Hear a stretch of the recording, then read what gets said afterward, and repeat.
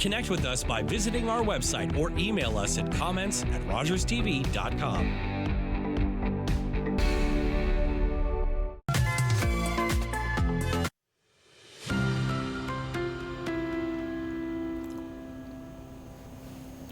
Join me over coffee as we delve into topics that affect our everyday lives.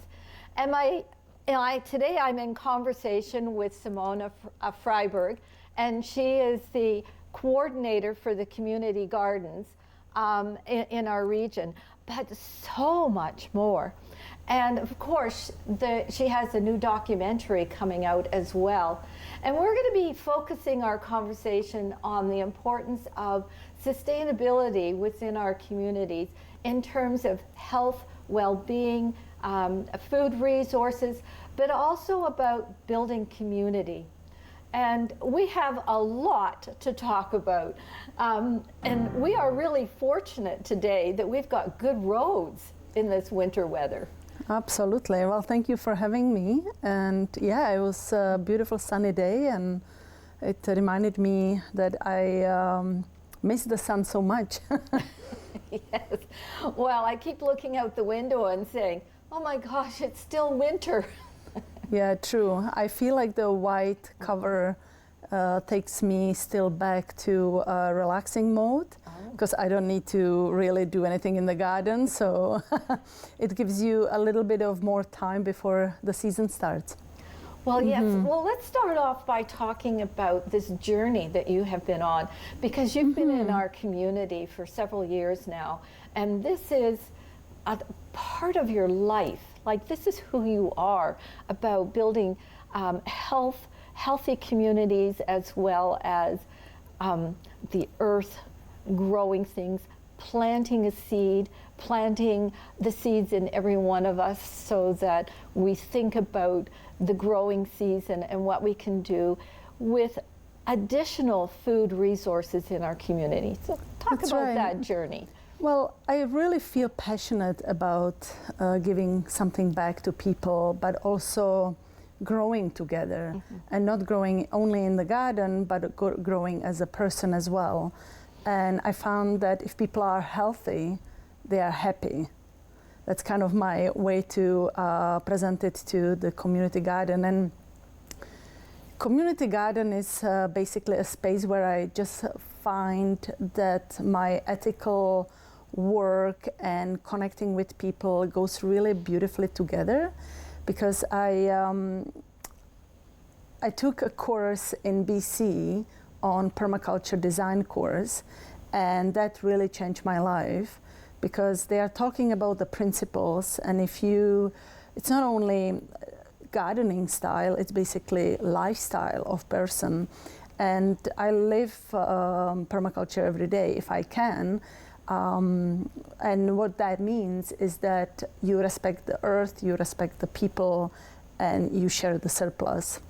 And that's what I'm trying to do, and rub on everybody's back to do so as well, because the food insecurity is quite concerning, not only in Canada but globally.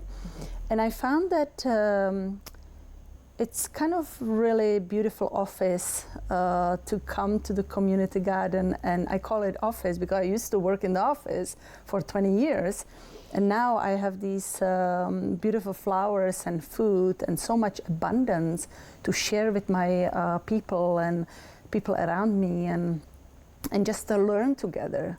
I basically don't know everything in the garden from gardening world, but I'm happy to learn, explore new things and meet new people. That's basically where it draws me. Well, I think in our region, we started off fairly slowly with maybe 1 or 2 community garden, and then it just started to really, shall I say, blossom, because it's more regional now, not just Gray and Bruce, because you cover a wider territory. Mm-hmm. So the way how it started, I came 7 years ago to Meafern, and I really didn't want to go back to the office. And first thing that I did, I met local residents, friends, And I started to volunteer with Meaford local food bank and also their community garden. And I was just observing, helping out, and a year after I was offered to work as a coordinator, and I took that job, not knowing what I'm putting myself into. And I felt that Meaford Community Garden really is well established, and the people really put so much work to it, and I'd like to continue because the sustainability and the diversity are really big in my world, and I wanted to nourish that and promote that. And I found out that community garden can do that.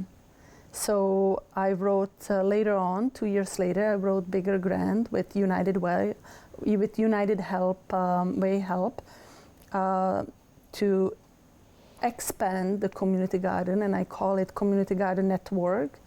And I kind of created my own job, which I am on the umbrella of the Sustainability Project now.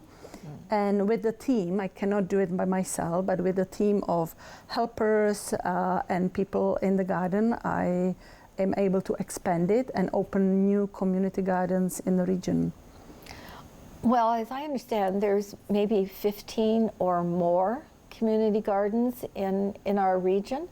They are. Not all are under my wing. The community garden that works on its own, and they are really established.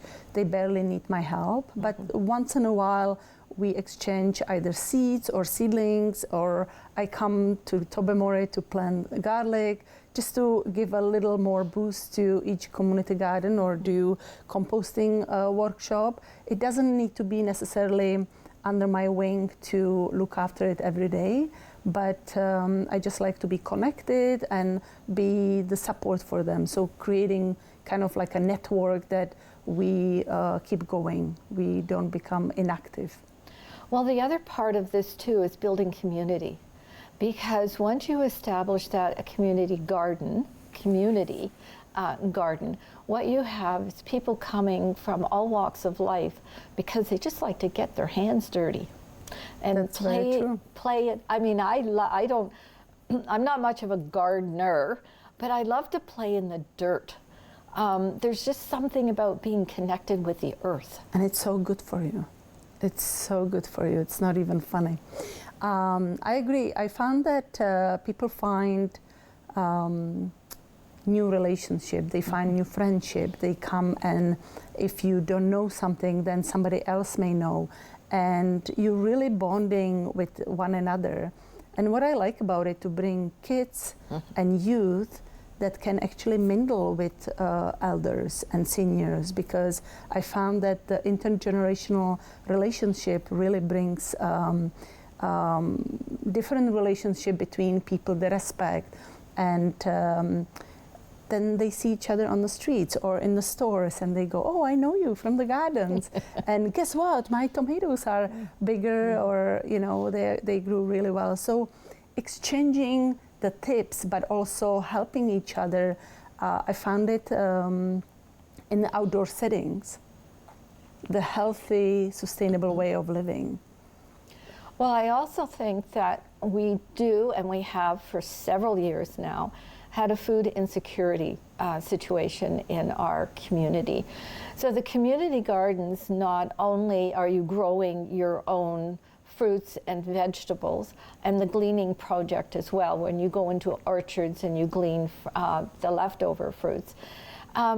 It also gives that community a sense of security, and sense, well, I know that there's additional food resources, not always having to pay the expense of a grocery store.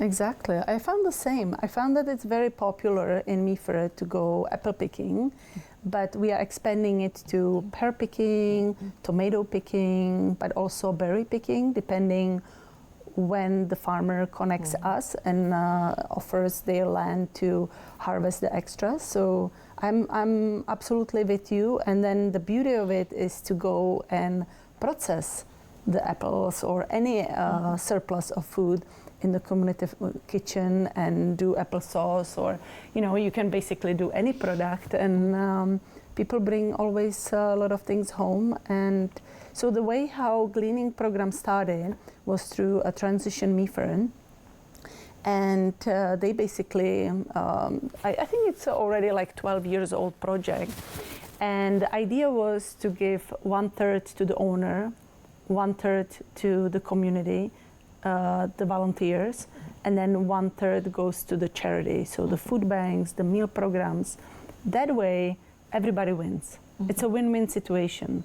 You basically, if you are struggling as a single parent or you're senior, your income is low, then you can always contact us and come glean with us.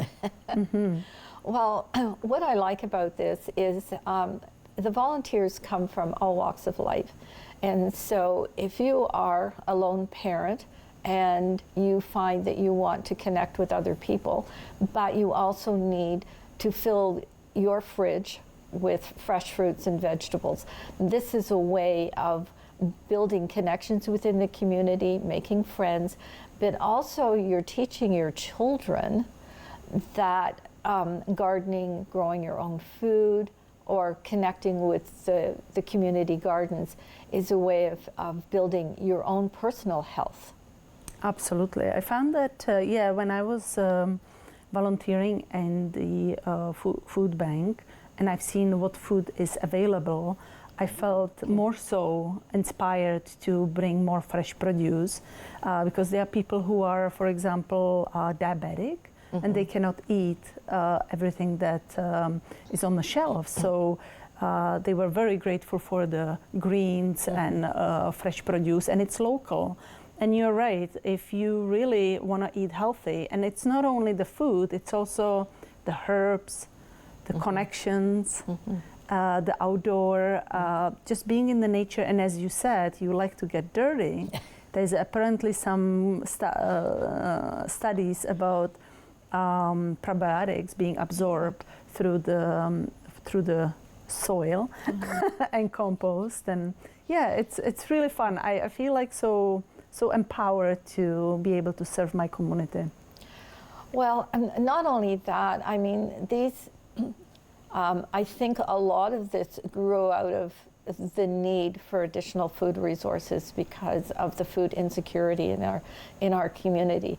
And I think that the growing need for additional resources for our food is really critical. And we're going to be moving into a tougher time now as prices increase. Oh, yes. Everything is going to increase. And I think connecting people with these projects and getting them out into nature. One of the things I want to mention is I watched your documentary more than once. But what I saw was not only the intergenerational activity that was happening, but how not only children were learning from each other, but they were also learning from the other folks who are working in the gardens. But I think that one thing that is really important is that children learn where the food comes from. It doesn't just magically appear in a grocery store. It comes from, and just sort of putting on my Canadian hat here for a moment, we need to support Canadian farmers and community groups that are growing their own food. Absolutely. And I think that we can all do our part the way, whatever you are passionate about. And I think that I definitely love working with farmers. I create a connection between the charity organization, and they support the farmers to get, for example, seedlings. So I really, I can't do it without them. And what I love about this job that we can connect on so many levels with so many organizations. It could be the schools, it could be the food bank, it could be the seniors, the churches. We can all be connecting to spread the word and do the best you can, because not everybody has a green thumb. And this is the thing. You mentioned that you might not be gardener. I don't know necessarily everything about gardening, but what I love is to to open the space, open your heart, and really welcome everybody with doesn't matter who comes through the door. Everybody is welcome in the community garden if they have the only common goal to grow food together in a peaceful situation. So I think that you're right, the times are getting really hard, and it's getting tougher and tougher, and I found that bonding with one another and understanding that you can rely on the community, and there are other community programs for not only children, not only adults, but also the seniors, then we can build something that we can actually be sustainable. We can sustain our living and live healthy, because that's what our grandparents did. Absolutely. I grew up with my grandparents very close by, spent a lot of time with them. And my grandmother was always had a garden. We always had fresh. I can remember, chucking the peas from the pea pods whenever we visited. And my mother always had gardens. My mother and my grandmother had wonderful green thumbs. I don't know why mine are brown. I put the plant in and I said, please grow, please do something. But one of the things that, since I'm not very good with a lot of plants, what I've been doing though is I've taken my, revamped the gardens that I do have to pollinator gardens. Wonderful. And that's the small thing you can do in your garden. You don't need to be a big gardener, as long as you're feeding not yourself, maybe the pollinators, which are as important as we are, if not more. Well, that was the other piece to this, because when I was watching the documentary, not only did they have fruits and vegetables, but they had pollinator gardens as well. Yeah, I do like to implement a pollinator garden in each garden. The flowers and the color basically attracts people, not only pollinators, but also people, believe it or not. But we have been watching that we have noticed that over the past few years, we don't have as many butterflies and we don't have as many bees, even though we keep adding new plants, pollinator plants, into our gardens, and native plants as well. We are noticing that we don't see as many of the bees and the butterflies that we used to. Okay, interesting. I think that depending on locations and what's going on, sometimes there can be constructions in nearby, any sound or pollution can basically deter any pollinators, but I think that just keep growing more. That's how I see it. And permaculture talks about it as well. Sometimes you don't have a success with your beans because the bunnies get it, the insects are at it. And in permaculture, what they do, or they suggest, just grow more. Just grow more so you can share with the nature. And then if you don't have enough and pollinators, that hopefully you're increasing the diversity and they may come. Well, yeah, we live in a forest. So we wonder whether there's enough foliage around that our little, patches of garden are just for our entertainment. Right, right. Well, you're growing, that's the main thing. And we have 2 acres, so we see that we are stewards of the land and that it's important. My husband's really into trees. We live in a forest, but we didn't have enough trees, so we had to plant more trees. So I think it's a respect for the earth, respect for the plants. But in doing that, you're becoming a healthier individual. Oh, absolutely. And I must admit that I love so much living close to Georgian Bay. Oh. I come from Europe, and the waters that we have here in Canada, I am so pleased and so inspired just to go to Georgian Bay anytime I can. And I'm one of those who goes even during the cold time because I feel so rejuvenated. Oh, yeah. So if I spend, even during the summer, if I spend morning or afternoon in the gardens and I'm all sweaty and hot, I just love going to the Georgian Bay and being revived. So that gives me kind of the boost to continue. And yeah, I feel healthier for some reason. I'm not sure if it's in my head, but yeah. Well, I think for all of us, being outdoors as much as possible, particularly in the good weather. This weather, you know, you really need to bundle up so there's not much skin exposed to the sun, even on a sunny winter day. But just being outside, I think, is particularly healthy. One of the things I used to say to my kids when I'd send them out to play, I had 3 little boys at the time, now they're grown men, but I would say, you know, go and have fun. And if they didn't come home really dirty, then you haven't had enough fun. That's very true.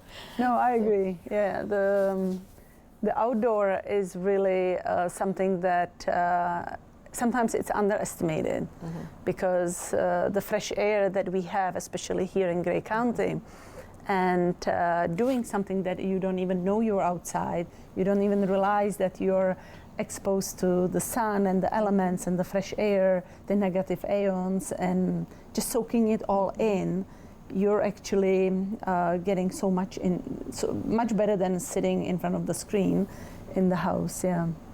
Too much screen. And one thing that I've been reading more about is any outdoor activity or any exercise that you can do basically helps you on the long run in the, you know, just being healthy and be naturally outside. Sometimes we're forced to be active outside, but if you just do something that you love and you're passionate, you forget about time, you forget about thinking too much, and yeah, it's just natural.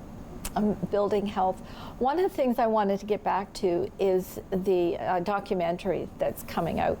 Now, we are putting the link to that documentary on the screen, but has it had an official launch yet?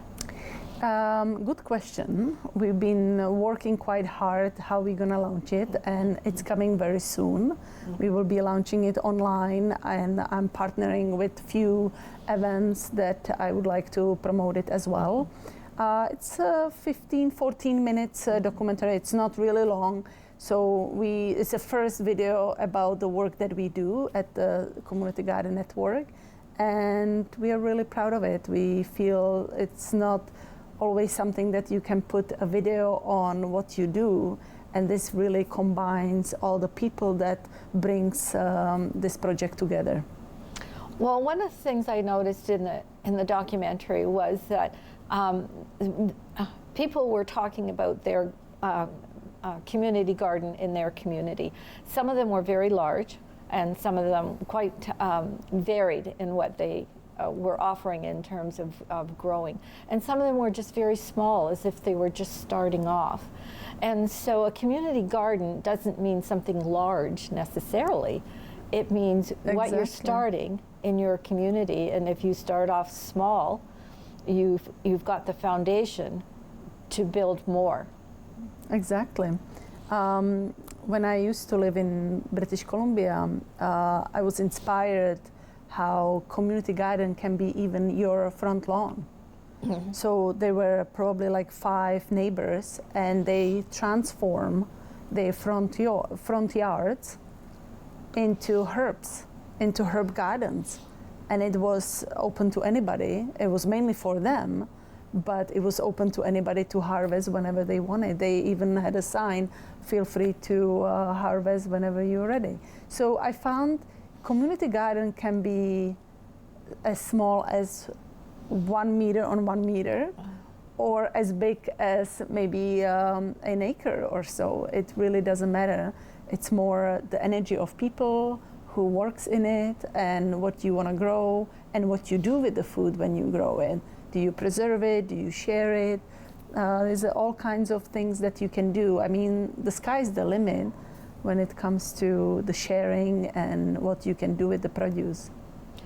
Well, I even noticed in Owen Sound, as I've been driving through some of the streets, that someone will have a little box on their very small front property that is a community garden, like it just says help yourself to whatever's growing in there. Love that. And you know, it's lovely when you're walking through neighborhoods and you see this, particularly with young children, to say, well, you know, we can stop and pick a strawberry, you know, from the garden, but we don't pick all the strawberries. We just take what we need and share with anyone else who is coming by. That's when it starts, yeah. I love that.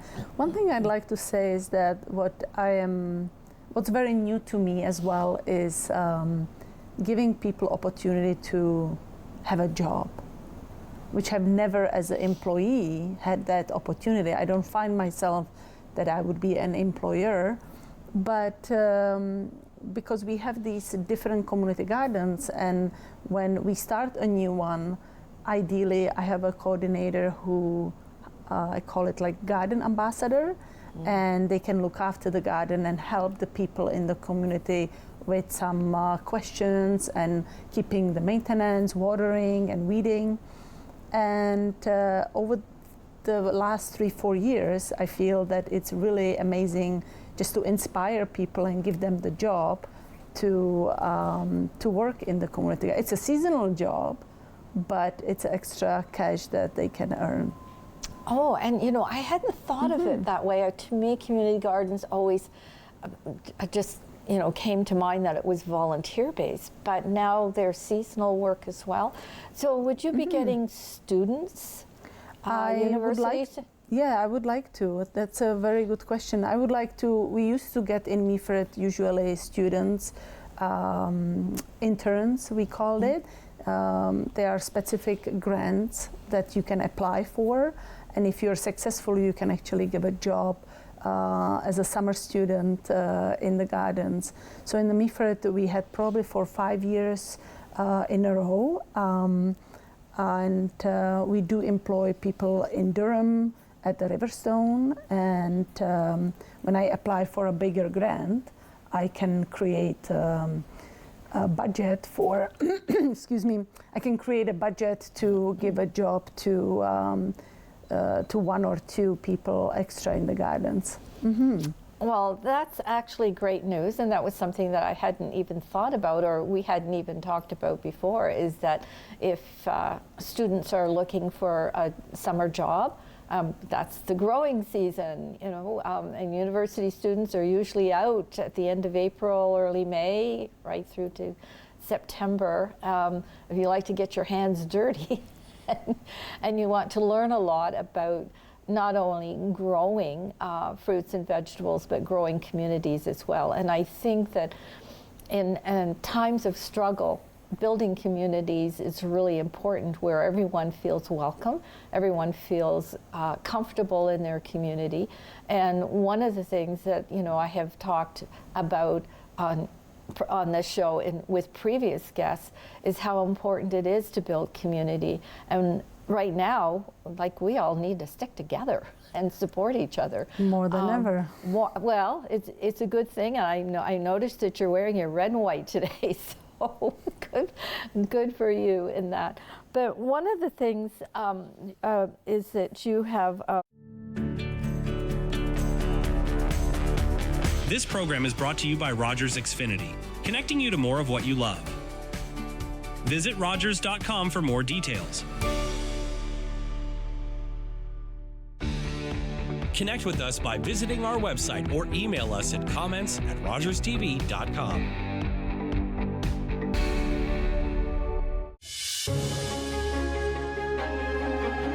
Happy Canada Day.